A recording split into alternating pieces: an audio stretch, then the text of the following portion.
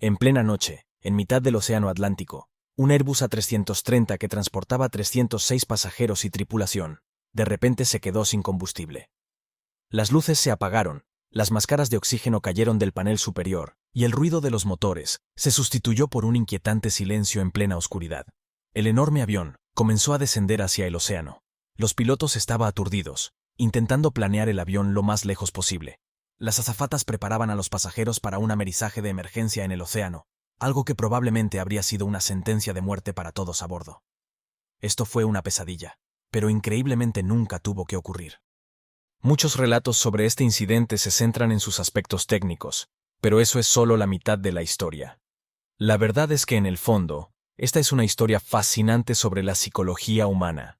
Es una historia sobre cómo las personas toman decisiones bajo presión cuando se enfrentan a información ambigua. Esta es la historia del vuelo de Air Transat 236. Antecedentes de vuelo. La noche del 23 de agosto de 2001, 293 pasajeros y 13 tripulantes embarcaron en un Airbus A330 de Air Transat, en el aeropuerto de Pearson en Toronto, Canadá. Se dirigían a Lisboa, en Portugal, a 7 horas de viaje. La mayoría de los pasajeros iban de vacaciones y esperaban disfrutar del soleado clima de Portugal durante unas semanas, aunque también había muchos portugueses que volvían a casa. No tenían ni idea cuando subieron al avión esa noche de que un fallo crítico en uno de los motores pondría en grave peligro sus vidas, a mitad de camino, en pleno Océano Atlántico. A330. Los pasajeros no deberían haber tenido motivos de preocupación, ya que el Airbus A330 era un avión de última generación, un avión provisto de potentes ordenadores que dan todo tipo de información a los pilotos, y con cientos de sensores a bordo. Todos sus sistemas estaban automatizados y desde su introducción hace unos años, se había consolidado como uno de los aviones más seguros del cielo. La aeronave utilizada para este vuelo tan solo tenía 2 años. Los pilotos.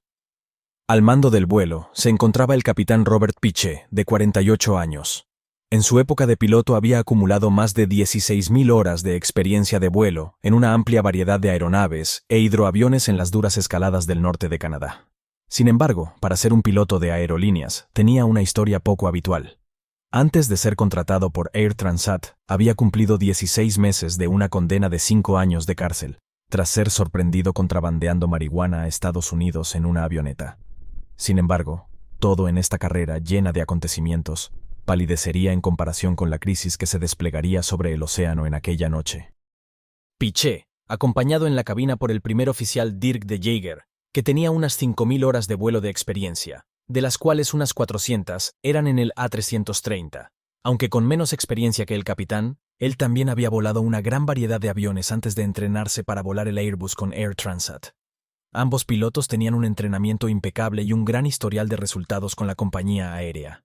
Una vez que el avión había sido cargado con 48 toneladas métricas de combustible para la travesía a través del Atlántico y todos los pasajeros habían embarcado, el vuelo 236 empezó a moverse por la pista de despegue. En Toronto eran las 9 de la noche, hora local, y esperaban llegar a Lisboa en unas 7 horas. El capitán realizó en cabina la rutina tradicional mientras estaba en la pista y encendió los motores para el despegue. Una vez en el aire, los pilotos giraron el avión hacia el este y subieron a la altitud de crucero de 39.000 pies. Durante las primeras horas todo fue bien.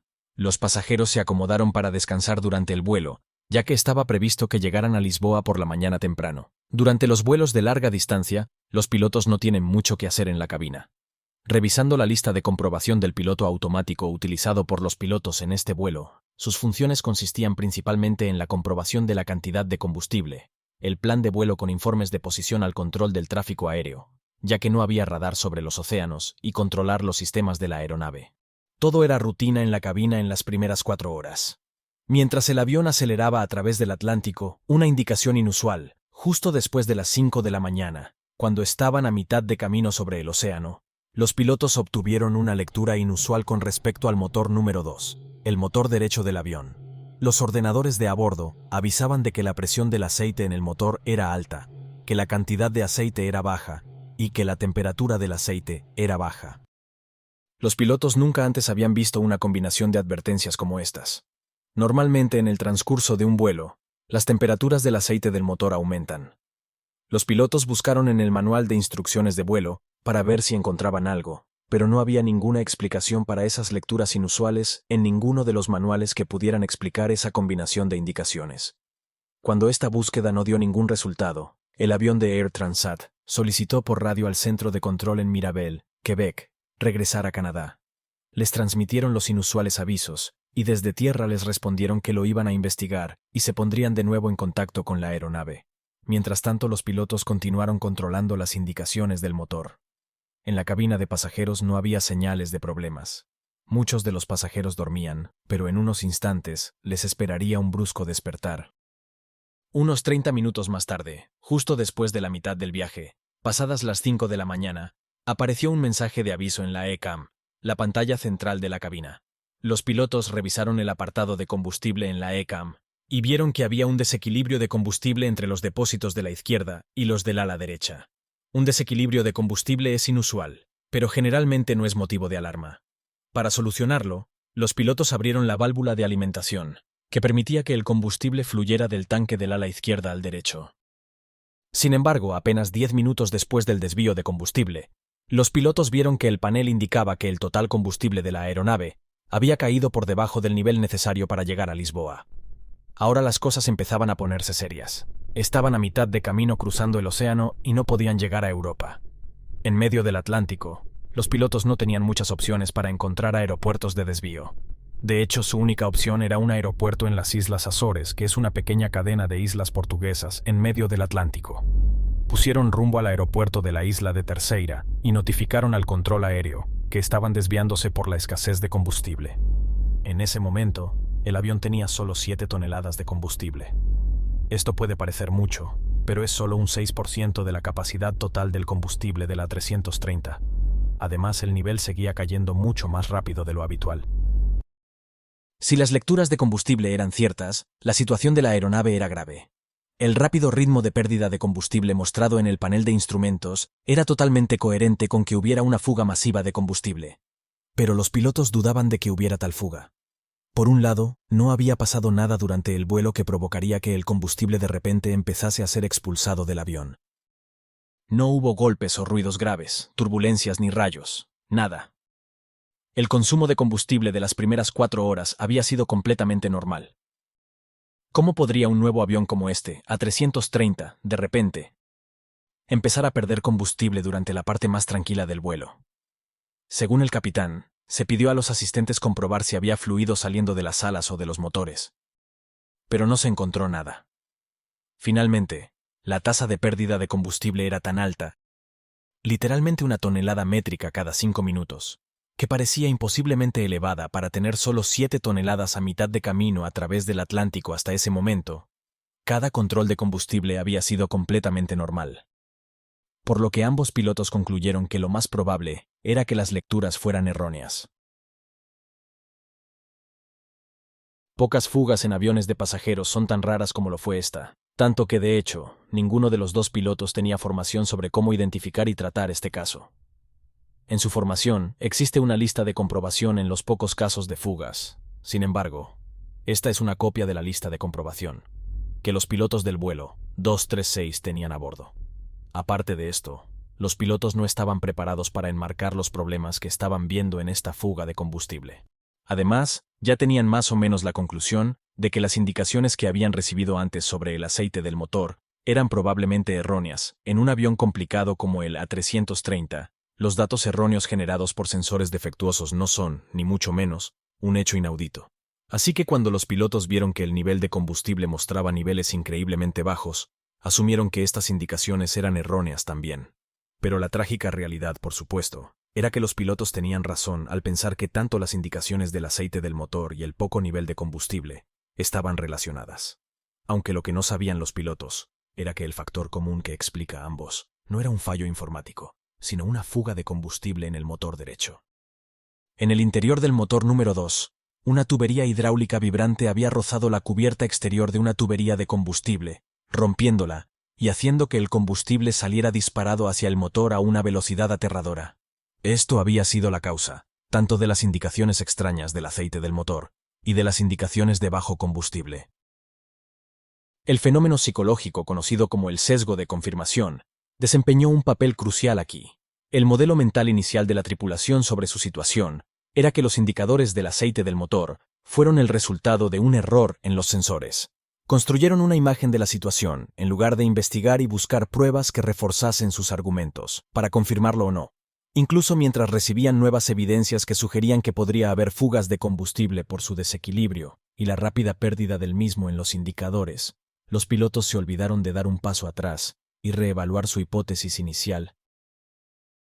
Es bien sabido en psicología que en condiciones de estrés y alta carga de trabajo, este fenómeno es especialmente potente. Los pilotos estaban tan ocupados hablando y revisando la lista mantenimiento y de control, y coordinando el desvío de su trayectoria con la tripulación de cabina y con el control de tráfico, que tenían pocas oportunidades de reevaluar su comprensión de la situación. A pesar de haber suministrado combustible del depósito izquierdo al derecho minutos antes, el desequilibrio entre los dos depósitos seguía existiendo. De hecho, el avión estaba perdiendo combustible a un ritmo vertiginoso, pero por las razones que acabamos de mencionar, los pilotos no podían creer que hubiera una fuga de combustible. A pesar del alto nivel de automatización del Airbus A330, no había ninguna advertencia que indicara a los pilotos que había una fuga. La única forma en que podrían determinarlo era controlando el ritmo de pérdida de combustible en cada tanque. Pero por si acaso había una fuga de combustible en el ala derecha, los pilotos encendieron las bombas de combustible del ala derecha y apagaron las del ala izquierda para invertir la dirección de la alimentación cruzada, de modo que el combustible del tanque del ala derecha se utilizaba ahora para alimentar ambos motores. La tripulación se puso de nuevo en contacto con el Centro de Control de Mantenimiento de Air Transat y les informó de las inexplicables indicaciones de bajo nivel de combustible. En ese momento el avión solo tenía 4,8 toneladas de combustible, en lugar de las 17 toneladas que debería tener. Durante su conversación con el control de mantenimiento, la cantidad de combustible siguió descendiendo. Los pilotos consideraron llevar a cabo el procedimiento de fuga de combustible, pero el capitán finalmente decidió no hacerlo, porque el procedimiento requería que descendieran a 20.000 pies. El capitán pensó que, si efectivamente había una fuga de combustible, descender sería una idea terrible, ya que quedarse sin combustible a su altitud actual de 39.000 pies era mucho mejor que quedarse sin combustible justo a 20.000 pies, que era casi la mitad de su altitud actual. En la psicología de la resolución de problemas, la decisión del capitán de no llevar a cabo este procedimiento se explica por un fenómeno conocido como el sesgo de encuadre. En las decisiones en las que hay riesgo, la gente tiende a encuadrar sus opciones en términos de pérdidas y ganancias. El capitán en este caso tenía que elegir entre una pérdida segura, que era descender a 20.000 pies, frente a una pérdida menos probable, pero más desastrosa, que era permanecer a 39.000 pies y no diagnosticar una fuga de combustible. En estas situaciones, la gente tiende a elegir la segunda opción, la más arriesgada. El razonamiento dice que es mejor que ocurra algo terrible, a que ocurra algo moderadamente malo. Pero la duda se disipó minutos más tarde, cuando el motor derecho se incendió. El capitán aplicó inmediatamente el máximo empuje al motor restante y comenzó a descender con un solo motor en funcionamiento.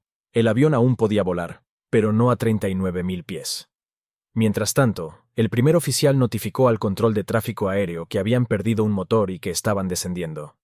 En ese momento, a la tripulación solo le quedaban 600 kilos de combustible. Todavía estaban a 240 kilómetros del aeropuerto. Finalmente, los pilotos se dieron cuenta de que se encontraban realmente en una situación de vida o muerte. El primer oficial declaró una emergencia al control de tráfico aéreo. Unos minutos más tarde, a 120 kilómetros del aeropuerto, el motor izquierdo se apagó. Uno de los aviones tecnológicamente más sofisticados había quedado reducido a un gigantesco planeador. La pérdida de ambos motores significaba que el avión se había quedado sin energía eléctrica. Un ventilador conocido como turbina de aire de empuje se desplegaba automáticamente debajo del fuselaje del avión. Girando con el viento, generaba una pequeña cantidad de energía eléctrica que se utilizaba para alimentar los instrumentos del capitán, así como algunos otros sistemas críticos. El capitán tenía la única tarea de alargar el planeo lo máximo posible, con la esperanza de poder llegar al aeropuerto. Las vidas de los 293 pasajeros pendían de un hilo. La cabina de pasajeros se había sumido en la oscuridad. Con la pérdida de energía eléctrica y sin motores, había un silencio espeluznante en el aire. El capitán dijo a los asistentes de vuelo que preparasen a los pasajeros para un amerizaje forzoso en el agua. Esto era básicamente una sentencia de muerte para todos en la noche, sin forma de ver el agua a su encuentro y con las grandes marejadas del océano Atlántico. Un aterrizaje forzoso en el mar desgarraría el fuselaje, y los pasajeros que no murieran por el impacto probablemente se ahogarían, y los pocos que sobrevivieran al impacto inicial pronto sucumbirían a la hipotermia. Así que la elección que se le presentó al capitán Piché entre amerizar en el océano o intentar planear hasta el aeropuerto era una falsa elección. Realmente su única esperanza era planear hasta el aeropuerto, pero en plena noche con más de 100 kilómetros aún por recorrer, no era tarea fácil. El avión estaba descendiendo a 2000 pies por minuto, y a su altitud actual de 30.000 pies, significaba que no importaba lo que pasara, en 15 minutos el avión estaría en el suelo. Si terminaba en el mar o en la pista, estaba totalmente en manos del capitán Piché.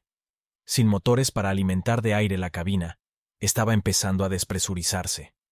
Las máscaras de oxígeno cayeron y los pasajeros se apresuraron a ponérselas a tiempo. Los pilotos también se pusieron sus máscaras de oxígeno. Aunque el capitán tenía experiencia en aterrizajes sin motor en aviones de menor tamaño, con el A-330, la tarea a la que se enfrentaba no se parecía a nada que hubiera experimentado antes. Era de noche, estaba a 100 kilómetros del aeropuerto, y el A-330 distaba mucho de ser un planeador perfecto. En el A-330, como en todos los aviones de pasajeros, los motores no solo impulsan el avión, sino que también son una fuente de energía eléctrica e hidráulica. La pérdida de ambos motores había provocado que varios sistemas importantes dejaran de funcionar. Para empezar, el avión había perdido 2 de sus 3 sistemas hidráulicos. Estos accionaban el estabilizador en el plano de cola, haciendo más difícil para el capitán controlar el cabeceo del avión. El avión también había perdido la mayor parte de sus alerones del ala, la dirección de la rueda del morro y los inversores de empuje en los motores. En otras palabras, el avión no solo estaba sin potencia del motor, sino que ahora era más difícil de controlar en el aire, y si Piché se las arreglaba para llevarlo a la pista, sería más difícil de dirigir y de detener. En el aeropuerto, el controlador de la torre empezó a encender y apagar las luces de la pista para mostrar a los pilotos dónde estaba el aeropuerto. La tripulación podía verlo desde muy lejos en el horizonte, un solitario punto de luz en el oscuro océano Atlántico. Para mantener el avión en el aire el mayor tiempo posible, el capitán voló el descenso a una velocidad entre la velocidad de planeo recomendada y la velocidad de aviso de pérdida. Si se encontraba a demasiada altitud en la aproximación, podía descender más rápido para perder velocidad. Pero si acababa demasiado bajo, no habría forma de recuperar esa altitud. Quería mantener tanta altitud como fuera posible durante el descenso, pero había algunas limitaciones más con las que Piché tenía que lidiar. Tenía que mantener su velocidad por encima de 140 nudos, o la turbina de aire dejaría de generar electricidad. Al mismo tiempo, no podía ir más rápido de 200 nudos, o el tren de aterrizaje no se extendería. Y como planeaba, la única manera de controlar su velocidad era inclinando el morro hacia arriba o hacia abajo. Detrás, los 293 pasajeros se preparaban para amerizar en el océano. Las azafatas les enseñaron a adoptar la posición correcta. La cabina estaba en un silencio sepulcral mientras los minutos pasaban descendiendo. A medida que el capitán se acercaba al aeropuerto, vio que sus intentos de mantener el avión alto habían funcionado, solo que habían funcionado demasiado bien y ahora había un nuevo problema. El avión estaba demasiado alto. Estaba a 8 millas y todavía a 13.000 pies. En una aproximación normal habría estado a unos 3.000 pies. En este punto, si hacía la aproximación, ahora tendría que descender abruptamente, lo que aumentaría su velocidad aerodinámica hasta el punto de hacer imposible el aterrizaje. Así que, dada la falta de potencia de los motores, Piché tuvo que distanciarse un poco de la pista y comenzó un giro de 360 grados para perder altitud. Durante este giro, el primer oficial bajó el tren de aterrizaje y extendió las lamas de la parte delantera de las alas, que proporcionaban una sustentación adicional, que permitía al avión volar más despacio sin producir demasiada resistencia. Este giro fue una maniobra inquietante, ya que a la mitad, el avión estaba de espaldas al aeropuerto. Finalmente, después de 20 minutos, el capitán niveló las alas mientras la pista volvía a estar a la vista. Sin embargo, todavía estaba alto, y ya no lo suficiente como para hacer otro giro de 360 grados. Debido a esto, a medida que se acercaba al aeropuerto, llevó a cabo una serie de giros, inclinando el avión hacia la izquierda y luego hacia la derecha, en un intento de poner más distancia entre él y la pista. Se enviaron a todos los vehículos de rescate para recibir a la aeronave en la pista. Los bomberos y las ambulancias esperaban en la pista preparándose para el aterrizaje forzoso de un A330. El primer oficial controló cuidadosamente la velocidad del avión, mientras el capitán realizaba la aproximación final sin alerones. Tuvieron que mantener una velocidad mucho mayor de lo normal, unos 200 nudos en comparación con los 145 habituales. Aproximadamente el primer oficial dijo en voz alta las velocidades y altitudes para ayudar al capitán mientras llegaba a su encuentro. Piché tenía una oportunidad para llevar el avión a la pista. Finalmente, el avión golpeó la pista con fuerza, y 8 de los 12 neumáticos reventaron. El avión rebotó antes de bajar de nuevo al suelo de nuevo. El avión era extremadamente rápido, y sin la mayoría de los alerones de las alas, y sin empuje inverso del motor, no estaba frenando. Además, el sistema antideslizamiento no funcionaba, por lo que cuando el capitán pisó los frenos, las ruedas se bloquearon. El enorme avión estaba derrapando por la pista, sus neumáticos se habían desgastado hasta la llanta. Finalmente, después de un aterrizaje chirriante, el avión derrapó hasta detenerse. Las 306 personas a bordo estaban a salvo. El capitán ordenó una evacuación y todos los pasajeros lograron escapar del avión. En unos segundos, se inició un incendio en las ruedas izquierdas del tren principal, pero fueron extinguidas rápidamente por los equipos de bomberos que estaban en posición al encuentro del avión. En un principio, la tripulación fue recibida como héroes, ya que habían realizado con éxito el planeo más largo de un avión de pasajeros en la historia de la aviación, sin pérdida de vidas humanas. Pero pocos días después, se plantearon preguntas acerca de cómo los pilotos acabaron sin combustible sobre el Atlántico. ¿Por qué no confiaron en sus instrumentos, que les indicaban que el combustible estaba bajando mucho más rápido de lo normal? Y que si los pilotos habían llevado a cabo alguno de los escenarios alternativos de fuga de combustible cuando iniciaron el desvío, tanto si era el procedimiento de fuga de combustible, habrían aterrizado con al menos 3,8 toneladas métricas de combustible. El origen de la fuga de combustible. En cuanto a la fuente original de la fuga de combustible, los investigadores encontraron que el mantenimiento se había llevado a cabo en el motor número 2. Poco antes del vuelo, un técnico había sustituido una parte del motor, con una parte que estaba destinada a otra aeronave. Esto había llevado a una línea hidráulica a hacer contacto con un tubo de combustible. La línea hidráulica vibró y presionó contra el tubo de combustible que se rompió, causando una masiva fuga de combustible. Aunque el informe final afirmaba que el hecho de que el piloto no reconociera la fuga de combustible a tiempo contribuyó a que la aeronave se quedara sin combustible, también elogiaba su manejo de la situación una vez que los motores fallaron. He aquí un extracto del informe final. Aproximación y aterrizaje. El manejo de la aeronave por parte del capitán durante el descenso y aterrizaje sin motores fue notable. Dado que la situación era estresante, era de noche, había pocos instrumentos disponibles. El control del cabeceo era limitado, y nunca había recibido formación para este tipo de perfil de vuelo, continuaba diciendo. El primer oficial proporcionó un apoyo completo y eficaz al capitán durante el descenso y aterrizaje sin motores, con éxito. Un año después del incidente, tanto Piché como Jagger fueron galardonados con el Premio Superior Airmanship por la Asociación de Pilotos de Líneas Aéreas, en reconocimiento a su extraordinaria habilidad en la ejecución de un aterrizaje sin motor, de un Airbus A330. Hasta el día de hoy ostentan el récord del planeo más largo de un avión de pasajeros, en un vuelo de aproximación y aterrizaje. 15 de enero de 2009. Aeropuerto de La Guardia, Nueva York. Un Airbus A320 de la compañía US Airways se prepara para un vuelo con destino el Aeropuerto Internacional de Seattle-Tacoma, realizando escala en Charlotte, Carolina del Norte. A las 3 de la tarde hora local, los 150 pasajeros y los 5 miembros de la tripulación subían a bordo del Airbus A320 situado en la puerta de embarque.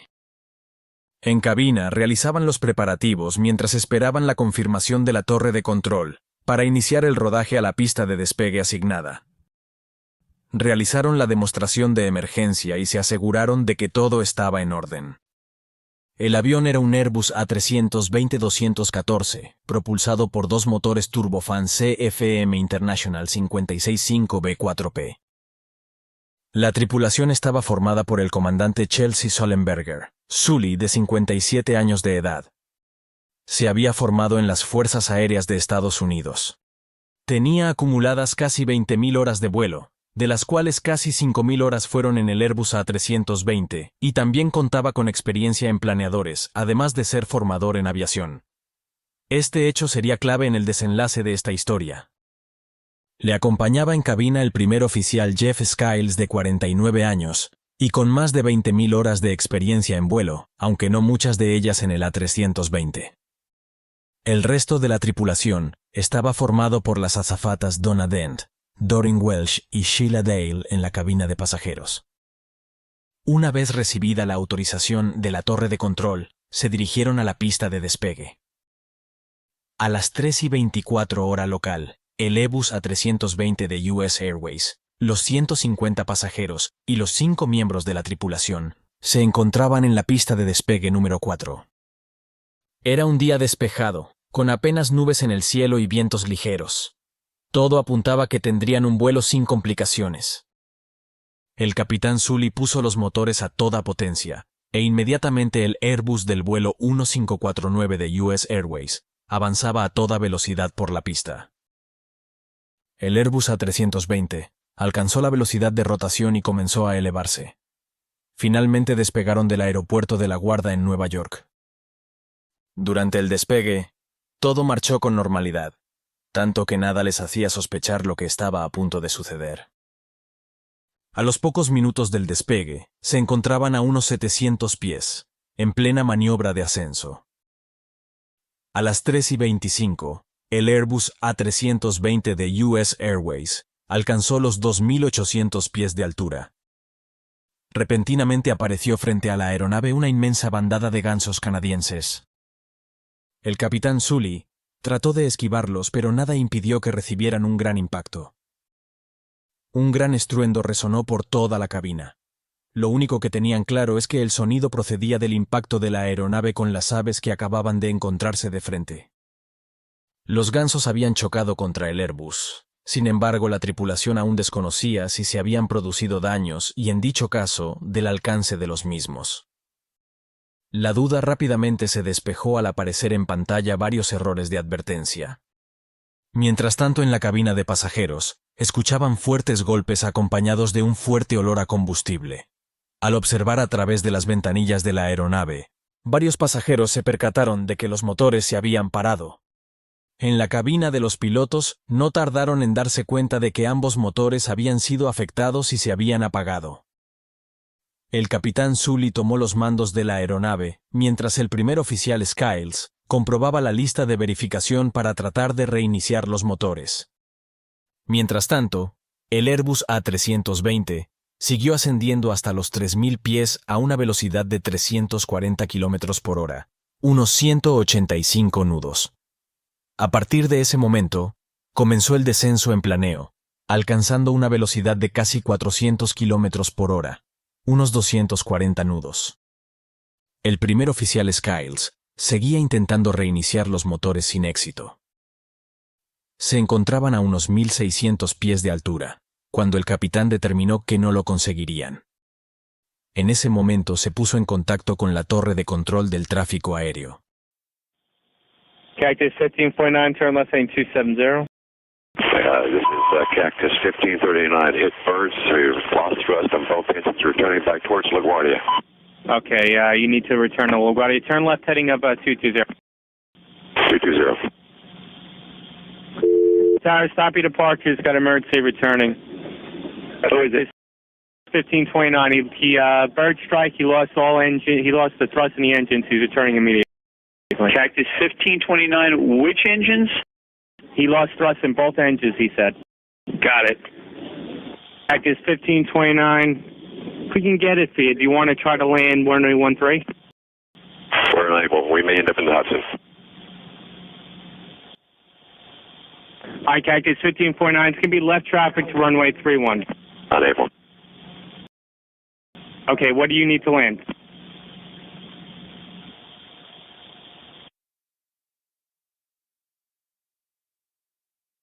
Cactus 1549. Runway 4 is available if you want to make left traffic to runway 4. Idiot. Okay, I'm not sure we can make any runway. What's over to our right? Anything in New Jersey? Maybe Teterboro? Okay, yeah, off your right side is Teterboro Airport. Do you want to try to go to Teterboro? Yes. Teterboro, Empire. Actually, LaGuardia Departure guy, emergency inbound. Hey, guys.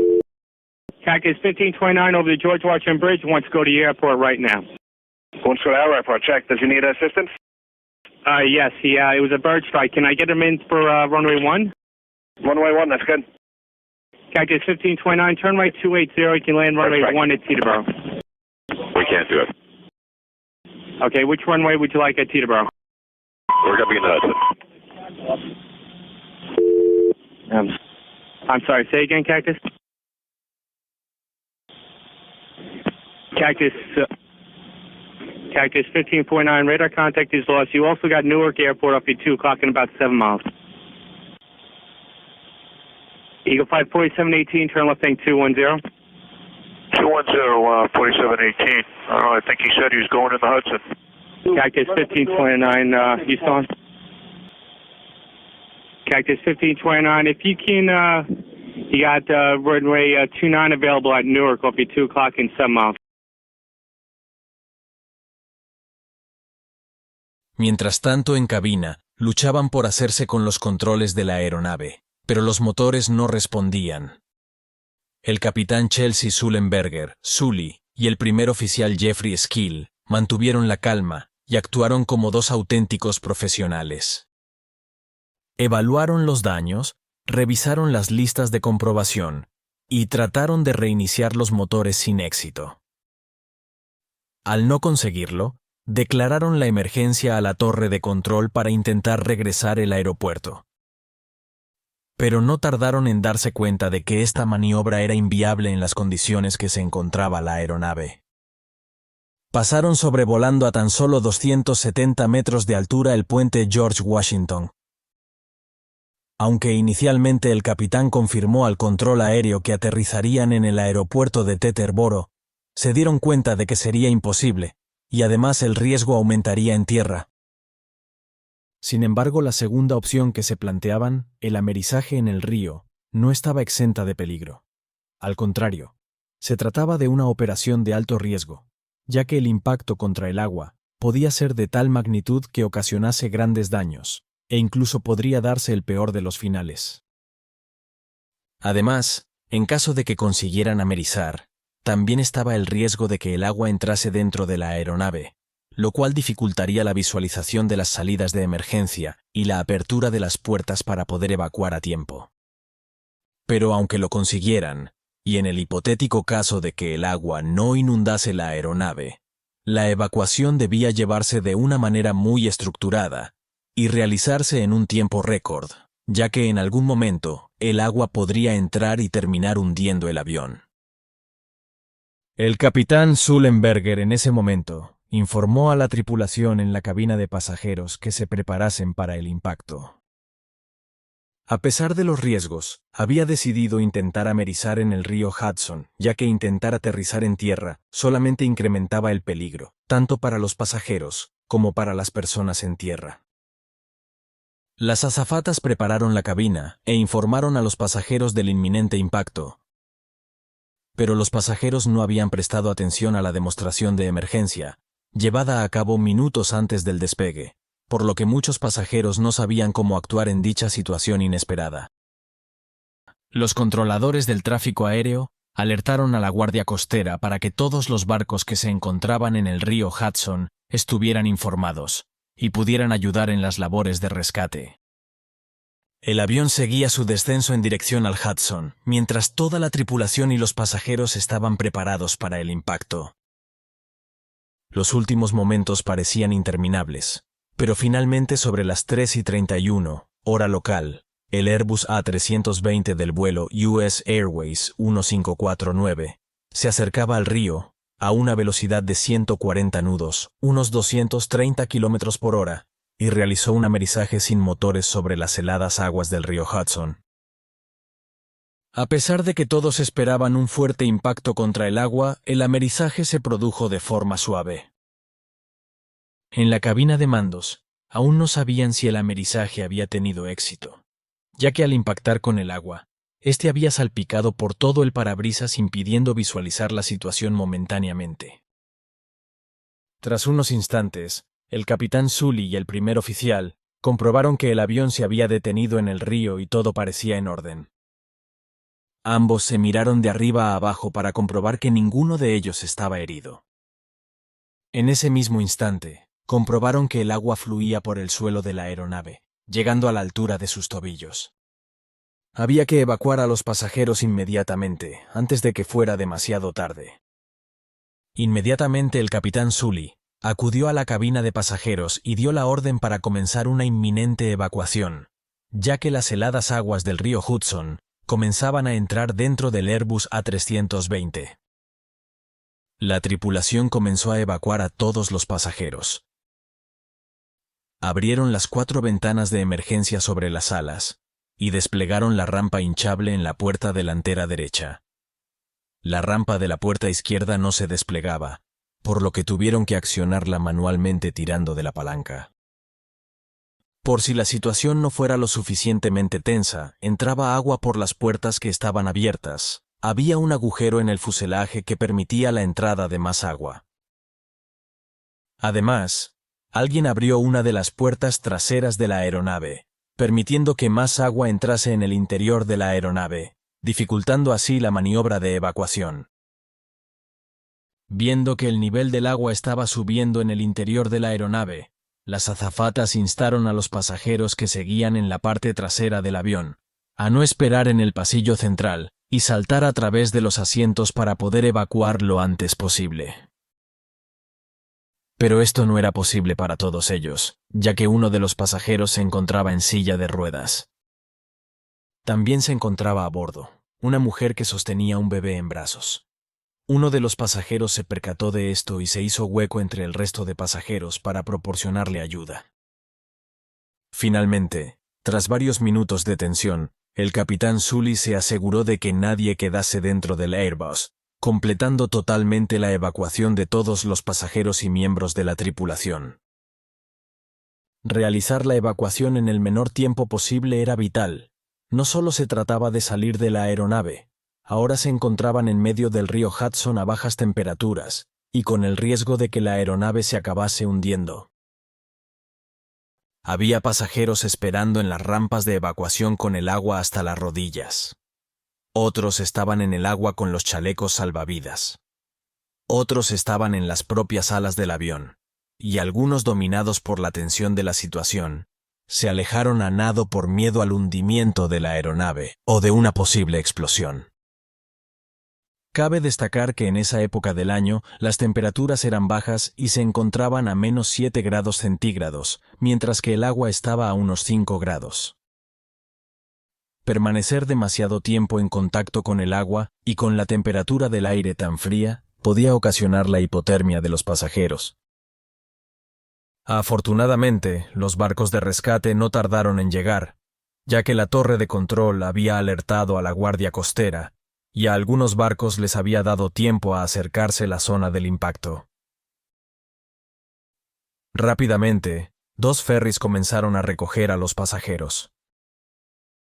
Poco después llegaron más barcos, incluidos los de la propia Guardia Costera de Estados Unidos. Por recomendación del capitán, recogieron primero a los pasajeros que se encontraban sobre las alas del Airbus. Después de 24 minutos de tensión, la evacuación se había finalizado por completo, trasladando a todos los pasajeros a los hospitales más cercanos. Mientras tanto, la cola del Airbus A320 del vuelo 1459 de US Airways se encontraba completamente sumergida en las aguas del río Hudson. A pesar de la magnitud del incidente, no hubo fallecidos. No obstante, 95 de los 155 ocupantes de la aeronave, entre pasajeros y tripulación, resultaron heridos leves, y 5 de ellos con heridas graves. Algunos de ellos tuvieron que recibir asistencia por hipotermia. Muchos de los pasajeros sufrieron posteriormente secuelas con flashbacks, insomnio, ataques de pánico, etc., incluido el controlador de vuelo que asistió en la emergencia. El avión, que se encontraba casi sumergido, fue remolcado fuera del agua y trasladado para realizar las investigaciones correspondientes. Al sacar el Airbus A320 fuera del agua, descubrieron que uno de los motores se había desprendido con el impacto del amerizaje. Posteriormente, este motor fue recuperado para su análisis. La primera evaluación realizada por la Junta Nacional de Seguridad en el Transporte, NTSB, indicó que el vuelo 1459 de US Airways perdió potencia tras el impacto de sus motores con un ave. Esta conclusión fue contrastada al analizar tanto las grabaciones de voz de la cabina como los datos de vuelo. Se descubrió que 2 días antes del incidente, el motor derecho de la aeronave experimentó una parada en el compresor. Sin embargo, este fue reparado con éxito al sustituir un sensor de temperatura defectuoso. Posteriormente, la Junta Nacional de Seguridad en el Transporte descubrió pruebas de daños causados por el impacto de un objeto blando en el motor derecho, junto con residuos orgánicos, incluyendo una pluma. El motor izquierdo también presentaba impactos de objetos blandos, con abolladuras tanto en el rotor como en el borde de entrada de la cubierta del motor. 5 paletas guía de entrada de refuerzo estaban fracturadas y faltaban 8 paletas guía de salida. Ambos motores, a los que les faltaban grandes partes de sus carcasas, fueron enviados al fabricante para un análisis detallado. Más tarde, la aeronave fue trasladada a Kearney, Nueva Jersey. Los restos de aves encontrados en los motores fueron identificados mediante pruebas de ADN como procedentes de gansos canadienses, que normalmente exceden el peso que los motores están diseñados para soportar en caso de ingestión.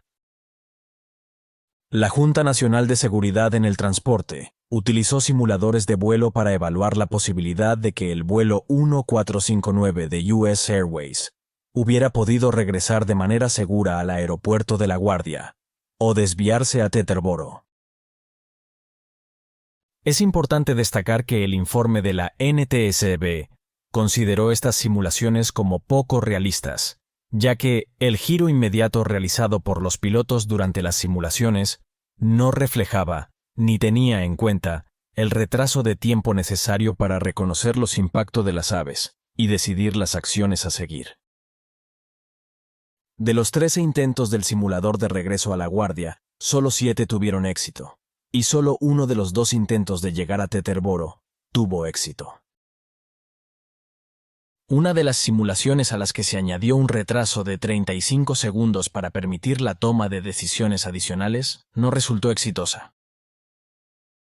Durante su testimonio ante la NTSB, el capitán Sullenberger afirmó que no había tiempo suficiente para llevar la aeronave hacia ningún aeropuerto, y que de haberlo intentado, probablemente habría puesto en peligro tanto a los pasajeros a bordo como a muchas personas en tierra.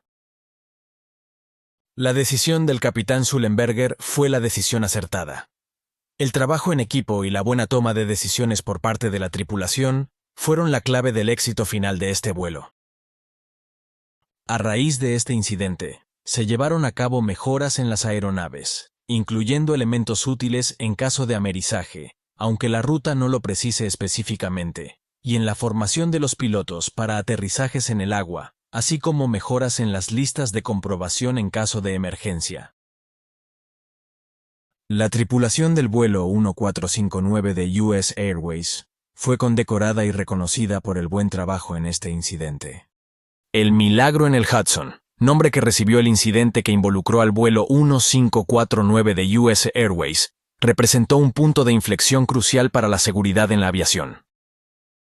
Este evento impulsó una exhaustiva revisión de protocolos, procedimientos y medidas preventivas, con el objetivo de reducir al mínimo el riesgo de colisiones con aves y sus posibles consecuencias.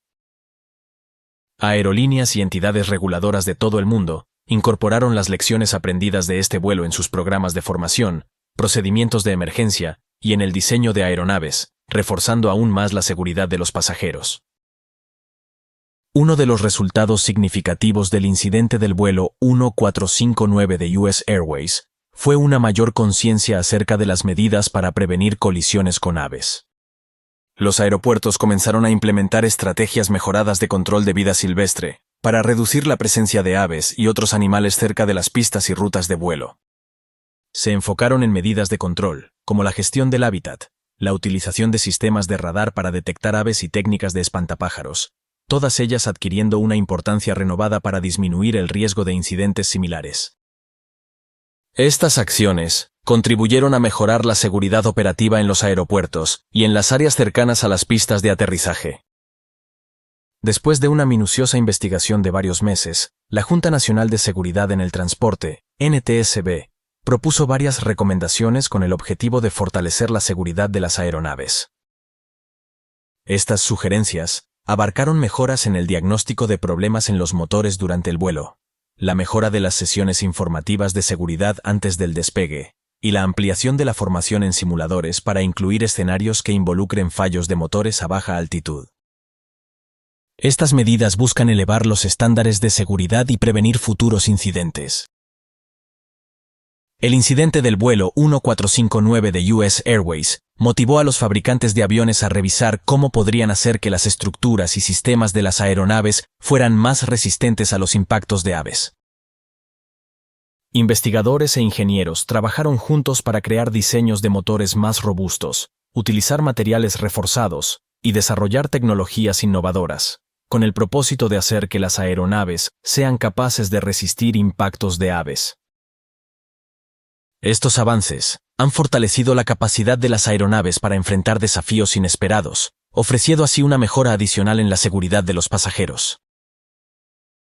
La historia del vuelo 1459 de US Airways resaltó la importancia del entrenamiento para aterrizajes de emergencia en agua. Se llevaron a cabo revisiones exhaustivas en los programas de formación, con el objetivo de dotar a los pilotos y la tripulación de cabina con las habilidades necesarias para gestionar aterrizajes en el agua de manera efectiva. Se incorporaron simulaciones, escenarios y ejercicios prácticos en los planes de estudio de formación, asegurando así que los profesionales de la aviación estén bien preparados para responder de manera hábil a situaciones de emergencia relacionadas con el agua. La destacada actuación del capitán Sullenberger y el primer oficial Skiles resaltó la importancia crítica de la formación de los pilotos para manejar situaciones de emergencia. Las autoridades aeronáuticas y marítimas trabajaron conjuntamente para mejorar los procedimientos de coordinación en operaciones de rescate, asegurando respuestas rápidas y la integración efectiva de recursos. El incidente actuó como un impulsor para desarrollar protocolos de comunicación robustos y llevar a cabo ejercicios de formación conjunta. Esto garantiza una mayor eficacia en las acciones de rescate y una colaboración más fluida entre las entidades encargadas de la seguridad aérea y marítima. El capitán Sully y el primer oficial Skiles destacaron como héroes en el milagro en el Hudson.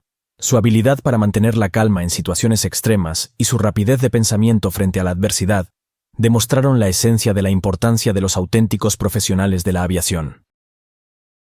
Las acciones del capitán Sully Sullenberger y del primer oficial Jeffrey Skiles no solo salvaron vidas, sino que también establecieron un estándar de excelencia en la habilidad de pilotar, ganando reconocimiento a nivel mundial.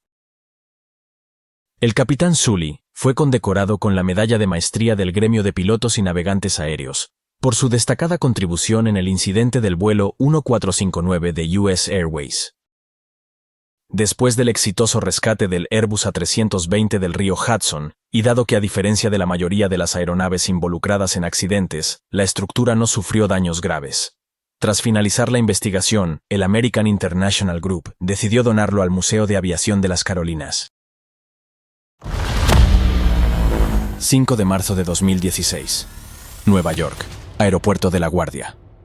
En ese momento hay una gran tormenta de nieve. Los equipos de limpieza del aeropuerto estaban en alerta desde el día anterior y estaban realizando labores de limpieza de nieve de las pistas para mantenerlas lo más seguras posible. Un avión MD-88 de Delta Airlines se encuentra en la fase final de su aterrizaje, acercándose a la pista 13 del Aeropuerto Internacional de LaGuardia. Los pilotos se preparan para aterrizar en condiciones muy difíciles. El avión lleva mucho peso, la pista es corta, y cuando descienden saliendo de las nubes a pocos segundos del aterrizaje, descubren algo que no esperaban. Cualquier error podría hacer que el avión se deslice fuera de la pista, terminando en las gélidas aguas de la bahía de Flushing. Esta es la historia del vuelo 1086 de Delta Airlines.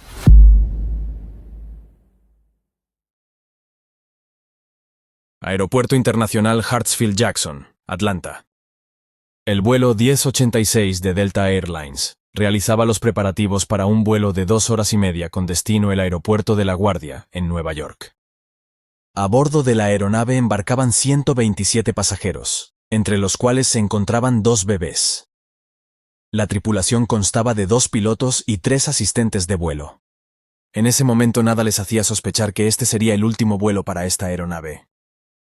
El avión era un McDonnell Douglas MD-88, fabricado en julio de 1987. Llevaba 27 años en servicio y tenía acumuladas unas 70.000 horas de vuelo. Este modelo es un avión de corto y medio alcance, conocido por su seguridad y fiabilidad. Delta lo utilizó ampliamente en sus rutas nacionales. El MD-88 forma parte de la segunda generación de la popular familia DC-9. Es una versión alargada del diseño original, equipada con 2 motores turbofan Pratt & Whitney JT8D219 de gran tamaño, montados en la parte trasera del fuselaje, en lugar de debajo de las alas. Debido a esta configuración, el avión también cuenta con una cola en forma de T. El posicionamiento de los motores en la parte trasera y su proximidad entre sí son características distintivas de este modelo. Los aviones grandes usan varias técnicas para desacelerar tras el aterrizaje, o en caso de un despegue fallido. Tienen frenos de ruedas similares a los de un coche, sistemas antideslizantes que ajustan la presión para evitar derrapes, y alerones en las alas que reducen la sustentación y añaden resistencia aerodinámica. Además, cuentan con reversores de potencia que redirigen el flujo de aire de los motores hacia adelante para frenar. En el MD-88, estos reversores son 2 compuertas en la parte trasera de los motores. Cuando el piloto reduce los aceleradores, estas compuertas se cierran, redirigiendo el aire hacia adelante. Son especialmente efectivos a alta velocidad y pueden hacer que el avión vaya marcha atrás con su propia potencia. Pero aquí tenemos un dato importante. El sistema de reversores de potencia del MD-88 puede causar problemas al redirigir el aire hacia adelante, lo que puede perturbar el flujo sobre el timón y reducir su efectividad, un fenómeno llamado supresión del timón. McDonnell Douglas identificó este problema en los años 80, y Delta emitió una guía sobre este asunto. Según esta guía, los efectos son mínimos a velocidades por debajo de 108 nudos, 200 km por hora, con una EPR de 1.3, y por debajo de 146 nudos, 270 km por hora, con una EPR superior a 1.6. Por eso, Delta Airlines recomienda a sus pilotos mantener una EPR de 1.3 en pistas resbaladizas y no superar el valor de 1.6 de EPR. El problema es que en pistas resbaladizas es donde más se necesita el empuje inverso y controlar con precisión los valores de EPR se vuelve un desafío para los pilotos. EPR quiere decir en inglés Engine Pressure Ratio, relación de presión del motor. Este hecho jugaría un papel crítico más adelante en esta historia. En la cabina del avión se encontraba una tripulación muy experimentada. El capitán al mando de este vuelo era Theodore Lauer, de 56 años, llevaba trabajando en Delta 26 años, desde el año 89. Anteriormente había sido piloto de F-16, en las Fuerzas Armadas de Estados Unidos, y más tarde fue instructor de vuelo. Tenía acumuladas 15.200 horas de experiencia en vuelo, de las cuales unas 11.000 eran en el MD-88. Junto con él, se encontraba el primer oficial David Phillips, de 46 años de edad. Había trabajado con Delta 8 años desde el año 2007. Contaba con 11.000 horas de experiencia en vuelo, con 3.000 de ellas en el MD-88. Anteriormente había sido piloto de la Marina de los Estados Unidos, además de ingeniero de vuelo. Ambos eran considerados pilotos de gran competencia. Además de los pilotos, viajaban 3 asistentes de vuelo en el MD-88. La primera auxiliar de vuelo tenía 60 años y era la jefa de vuelo. Estaba específicamente formada en los deberes y responsabilidades de un sobrecargo. Trabajaba en Delta desde octubre del 77 y en junio del 2008 obtuvo el título de jefa de vuelo. Estaba fuera de servicio el día anterior al accidente. Durante el vuelo 1086, ocupó el asiento del auxiliar de vuelo situado en la puerta principal de la cabina 1L. La segunda auxiliar de vuelo tenía 38 años de edad. Llevaba trabajando en Delta desde febrero de 2014. Ya había trabajado en Delta anteriormente desde noviembre del 98 hasta diciembre de 2006, donde se cualificó como líder de vuelo. Estaba fuera de servicio el 4 de marzo de 2015, el día anterior al accidente. Durante el vuelo, ocupó el asiento auxiliar en la puerta 2L. La tercera auxiliar de vuelo, de 49 años, pasó a ser empleada de Delta cuando la compañía y Northwest Airlines se fusionaron. Llevaba trabajando en Northwest como auxiliar de vuelo desde agosto de 1990. Estaba de servicio el día anterior al accidente. Entre el vuelo anterior y el vuelo 1086, tuvo 12 horas de descanso. Durante el vuelo del accidente, ocupaba el asiento en la cola del avión.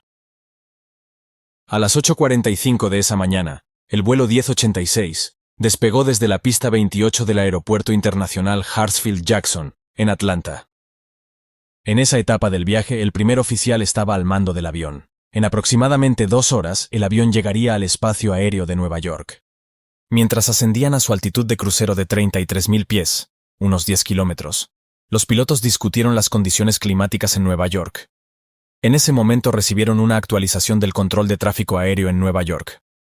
Las condiciones meteorológicas estaban empeorando, y la tormenta de nieve continuaba cubriendo la región. Aunque las condiciones eran difíciles, las pistas de la Guardia seguían operativas. El capitán Lauer estaba al tanto de que el aeropuerto de La Guardia tenía fama de ser un aeropuerto con un aterrizaje complicado debido a sus pistas cortas y la cercanía de la bahía de Flushing, lo que no permitía margen de error. Debido a las tormentas de nieve que afectaban la costa este, se hacía cada vez más probable que el vuelo no pudiera aterrizar en La Guardia. Durante el crucero, los pilotos solicitaron actualizaciones meteorológicas a la central y a los controladores del tráfico aéreo. Las pistas estaban siendo constantemente tratadas con productos químicos para evitar la acumulación de hielo y nieve. Pero a pesar de los esfuerzos del personal en tierra, las condiciones aún eran críticas. La incertidumbre sobre el aterrizaje era estresante y jugaría un papel crucial en este vuelo. Alrededor de las 10:15 de la mañana, los pilotos del vuelo Delta 1086 iniciaron el descenso hacia Nueva York. El control de tráfico aéreo en La Guardia les asignó la pista 13, una de las más cortas del aeropuerto, lo que representaba un desafío adicional dadas las condiciones meteorológicas. La pista 13 tiene una longitud de aproximadamente 2.135 metros, 7.000 pies, lo que dejaba poco margen para errores, especialmente en medio de una tormenta de nieve. Las condiciones meteorológicas en La Guardia estaban en el límite para un aterrizaje seguro.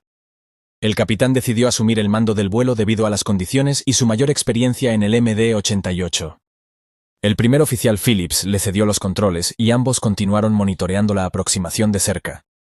Los pilotos revisaron los gráficos de distancia de aterrizaje, que ayudan a calcular la distancia necesaria para aterrizar en función de varios factores como el ajuste de los flaps, el peso del avión, la velocidad y dirección del viento, y el estado de la pista. Confirmaron que incluso con la máxima potencia de frenado, necesitarían que la pista estuviera en buen estado para poder detenerse antes del final, siempre que la acción de frenado fuera buena. De no ser así, corría el riesgo de salirse de la pista y caer en las frías aguas de la bahía de Flushing. La decisión de intentar el aterrizaje en La Guardia dependía de un único factor crítico, la acción de frenado en la pista. La acción de frenado determina la capacidad del avión para reducir la velocidad al aterrizar, depende del estado de la pista, si se encuentra con nieve, hielo o agua. Este factor no se mide objetivamente. Los pilotos que aterrizan en este tipo de pistas reportan de manera subjetiva la acción de frenado, clasificándola como buena, media o mala. El capitán preguntó al controlador de La Guardia si tenía informes recientes sobre la acción de frenado de la pista. Sin embargo, el controlador no tenía nueva información, porque la pista estaba siendo despejada de nieve en ese momento. Las operaciones de limpieza continuaron durante unos 30 minutos más, y mientras tanto, todos los vuelos entrantes, incluido el vuelo Delta 1086, recibieron instrucciones de mantenerse en patrones de espera sobre Nueva York. El estrés en la cabina empezaba a intensificarse. El capitán expresó su frustración al primer oficial por no haber sido informado por el controlador sobre la posibilidad de tener que entrar en patrón de espera para el aterrizaje. Mientras la pista seguía siendo despejada de nieve, no había informes sobre la acción de frenado, ya que no se permitían aterrizajes en ese momento. El capitán temía que después de esperar un tiempo prolongado, se descubriera que la acción de frenado fuera media o mala, lo que significaría que tendrían que desviarse a otro aeropuerto. Si pudieran obtener información sobre la acción de frenado antes de que se despejara la pista, la tripulación podría decidir si merecía la pena la espera, o lo mejor era desviarse inmediatamente a otro aeropuerto. Además, la tripulación discutió el tipo de frenado que aplicarían al aterrizar. Dadas las condiciones, optaron por usar el ajuste más alto del sistema de frenado automático. Este sistema activa los frenos automáticamente una vez que el avión toca la pista.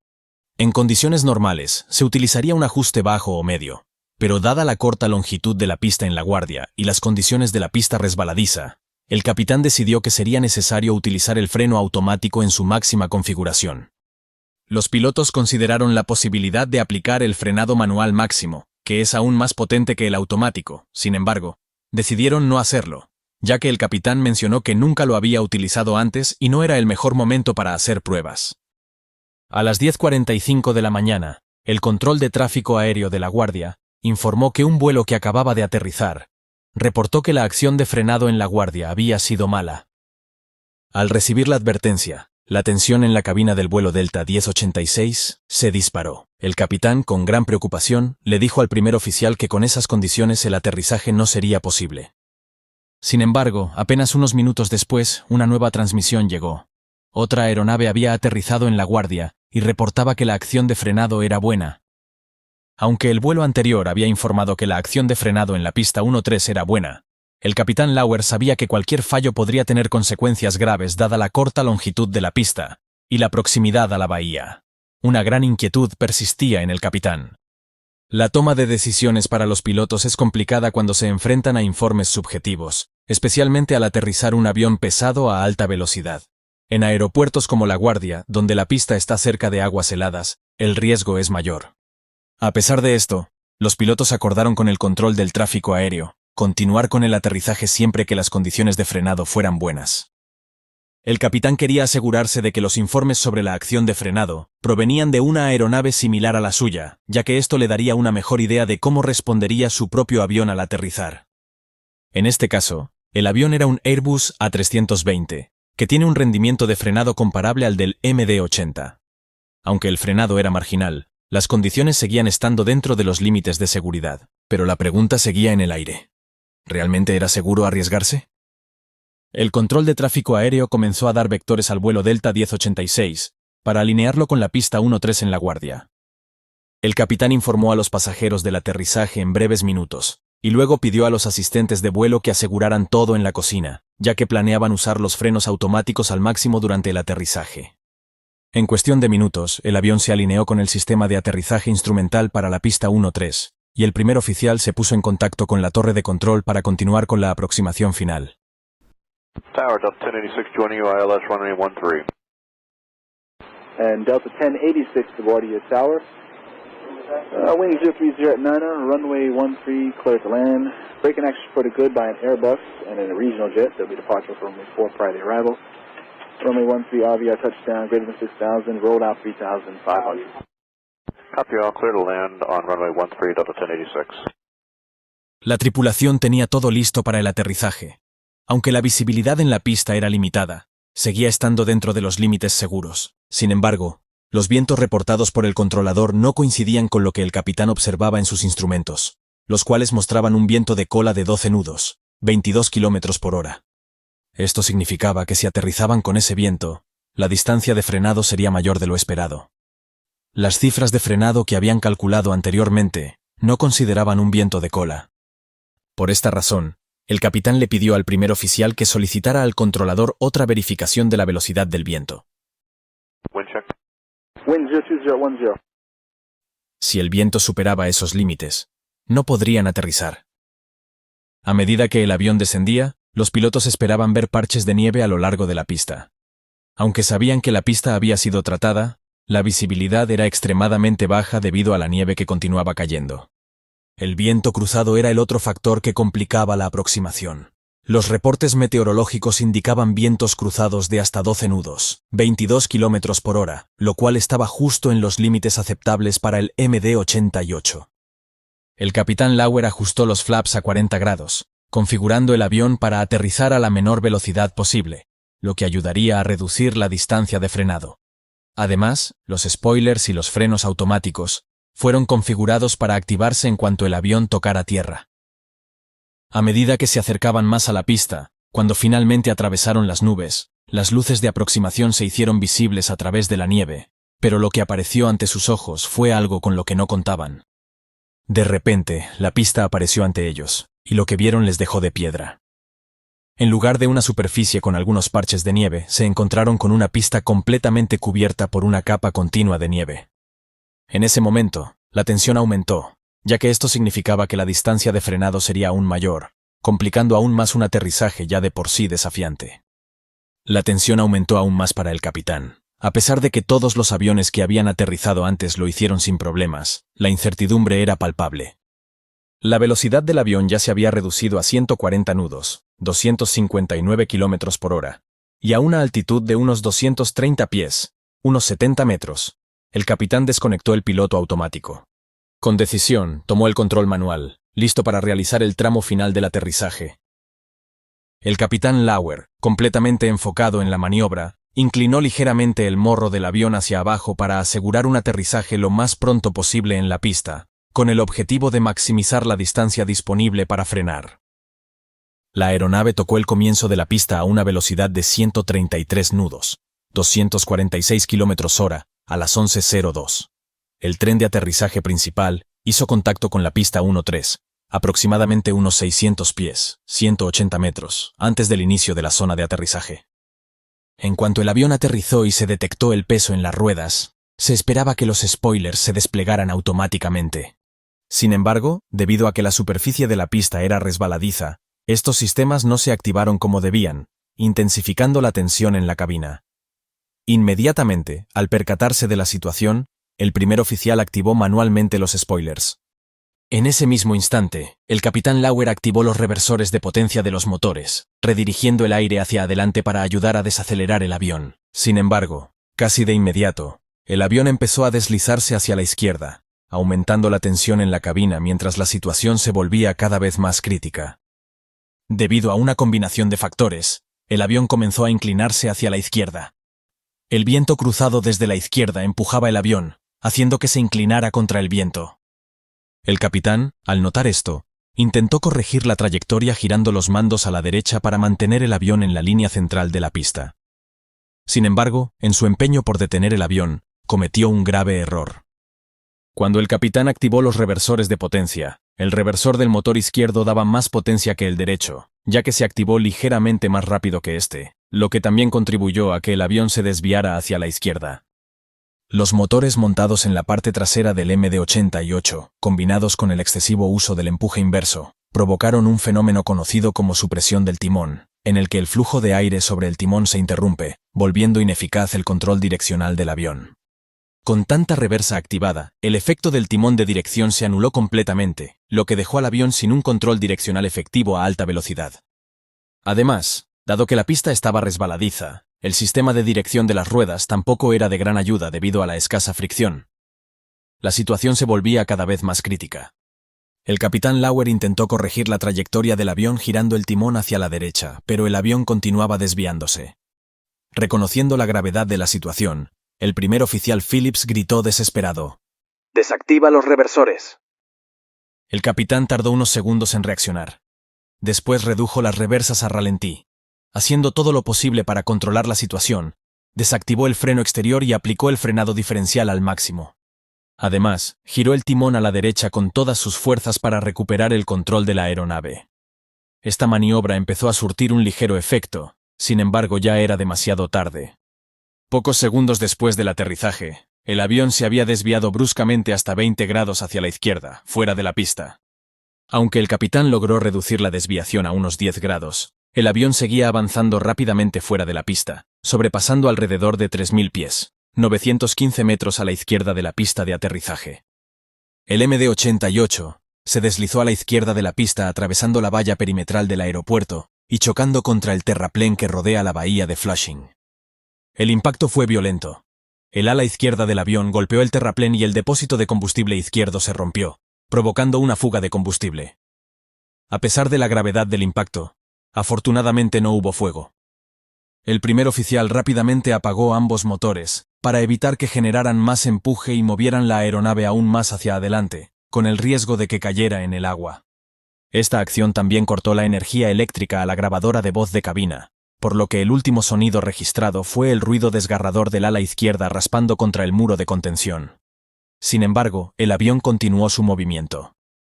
Finalmente, a las 11:03, la nariz del avión atravesó una cerca en la parte superior del muro de contención.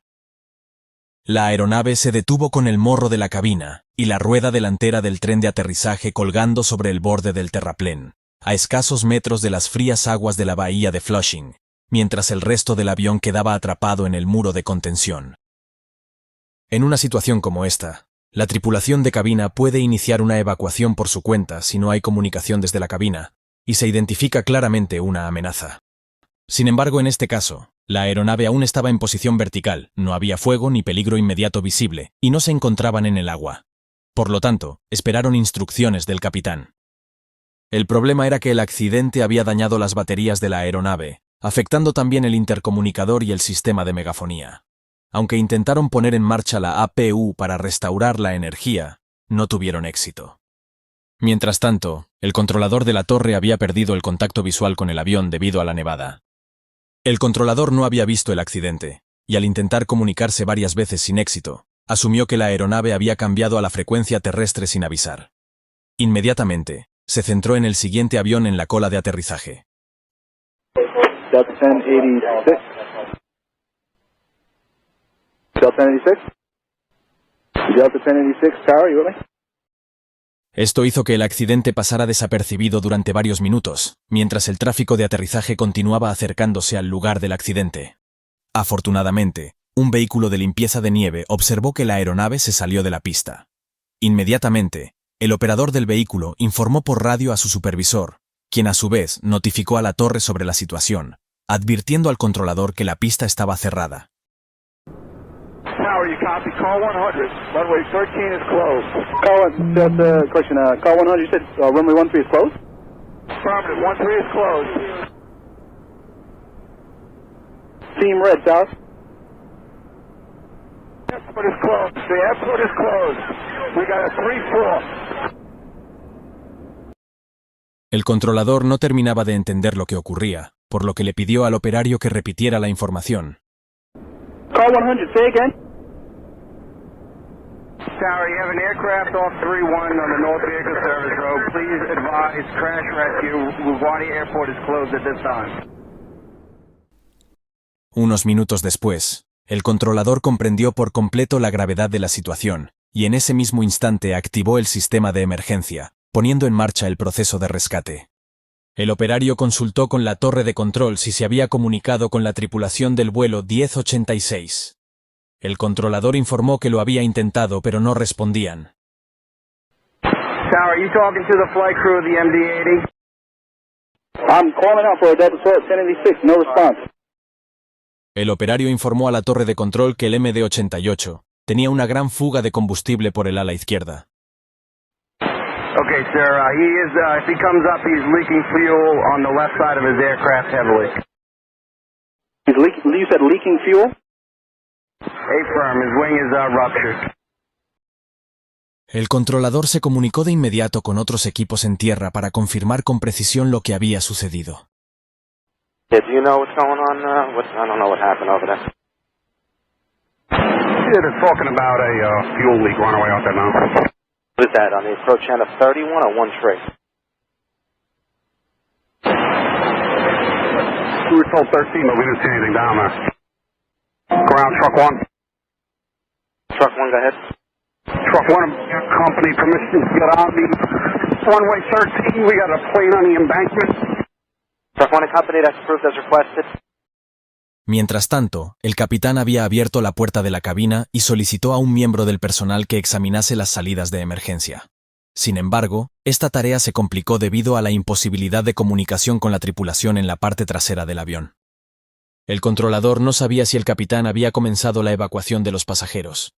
La realidad era que hasta ese momento, este no había dado la orden. Can you get in touch with that pilot and see if he's going to start evacuating by popping the hatches? Right now, I'm not able to. I don't even have the call sign right now. El primer oficial, al darse cuenta de la situación, se puso en contacto con el despachador a través de su teléfono móvil e informó de la situación. Dentro del avión, los pasajeros estaban atónitos. Una vez que la evacuación comenzó, el proceso fue lento. La falta de comunicación y la confusión dentro de la cabina hicieron que la evacuación tardara más de lo habitual. En lugar de los 90 segundos, 1 minuto y medio, que marcan los procedimientos estándar, la evacuación tomó bastante más tiempo. Cuando todos los pasajeros estuvieron fuera de la aeronave, habían pasado 17 minutos desde que el avión se detuvo por completo, demasiado tiempo, pero milagrosamente, no hubo heridos graves, aunque 24 de los 127 pasajeros resultaron heridos. La Junta Nacional de Seguridad en el Transporte, NTSB, inició inmediatamente una investigación exhaustiva del accidente. Los investigadores examinaron los datos de las cajas negras, las grabaciones de voz de la cabina y las condiciones meteorológicas en el momento del accidente. El informe final concluyó que la causa principal del accidente fue el uso inapropiado de los reversores de los motores por parte del capitán Lauer, lo que provocó la pérdida de control, debido a que el efecto del timón de dirección se anuló completamente. Aunque la tripulación había sido entrenada para evitar este tipo de situaciones, el estrés de la situación, combinado con las difíciles condiciones meteorológicas, contribuyó a la decisión del capitán de aplicar más potencia inversa de lo recomendado. El informe también señaló que las condiciones meteorológicas, aunque fueron complicadas, no eran lo suficientemente severas como para justificar un desvío del vuelo. No obstante, los investigadores destacaron que la tormenta de nieve y el efecto del viento cruzado jugaron un papel crucial en el desenlace del vuelo. La investigación del accidente llevó a varias recomendaciones cruciales. Se destacó la necesidad de mejorar la formación de la tripulación de vuelo y de cabina, especialmente en la toma de decisiones durante evacuaciones y en la gestión de la comunicación si los sistemas internos fallaban. La NTSB también recomendó a las aerolíneas que operan el MD-88 que refuercen la formación de los pilotos en el uso adecuado del empuje inverso. Además, se sugirió que Boeing considere la posibilidad de incorporar alertas en los aviones de la serie MD-80 para evitar el uso excesivo del empuje inverso. Además, se identificó la necesidad urgente de proporcionar a los pilotos un acceso más confiable a los datos sobre el estado de las pistas antes de aterrizar, particularmente en pistas que puedan estar contaminadas. Estos cambios fueron considerados vitales para evitar incidentes similares en el futuro.